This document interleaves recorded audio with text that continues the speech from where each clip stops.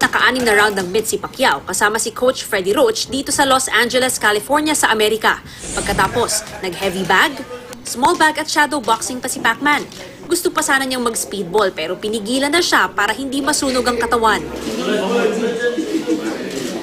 40 is just a number. I mean, he's in great shape. His work ethic is better now than it's ever been.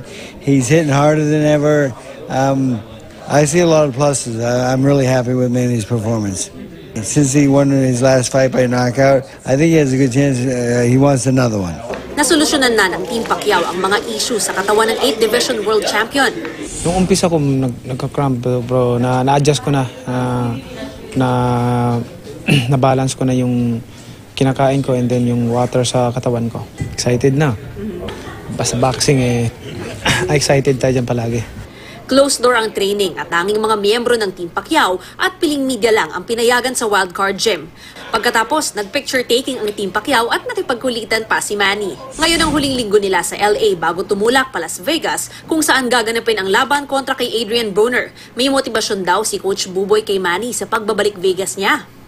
Maalala mo yung unang laban niya sa Las Vegas na uhaw siya, na undercard siya sa De La Hoya. Parang ganun ang nakikita ko ngayon. Kasi lagi kong pinapaalala siya. Naalala mo noon na nangarap pa tayong may lagay yung pangalan natin sa billboard. So parang ganun lang naman ang isip natin ngayon.